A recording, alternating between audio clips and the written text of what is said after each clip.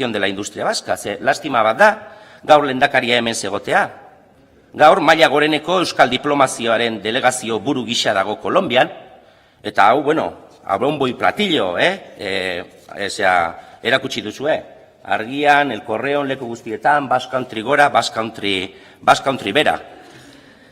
Así que se ha anunciado el viaje con un sugerente título de Colombia, nuevo escenario para las empresas vascas. Viajan en la delegación Arantxa Tapia, viaja la secretaria general de Acción Exterior, viaja más de 25 representantes de empresas vascas y encabeza la delegación el propio lehendakari. Esto da una buena muestra de la relevancia que se da a este viaje en favor del despliegue exterior de la empresa vasca. Eso sí, hay quien no viaja. No viajan sindicalistas vascos, ni en la agenda se atiende a la situación de los sindicatos colombianos. Las ONG vascas que trabajan en Colombia no han sido invitadas, ni las ONG de Colombia serán escuchadas. Solo empresas buscando beneficios en el exterior y sin mirar el contexto. El mundo como campo abierto para los negocios y las consecuencias sobre el terreno, pues sí, eso ya total después, ¿no?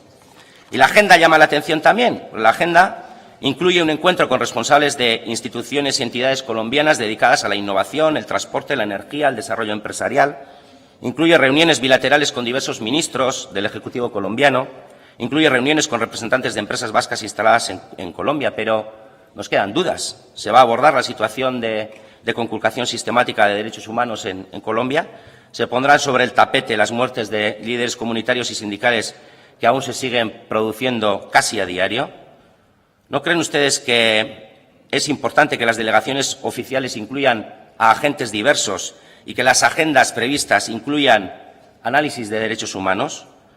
¿O se entiende el proceso de paz colombiano únicamente como una oportunidad para la captura de mercados por parte de las empresas vascas?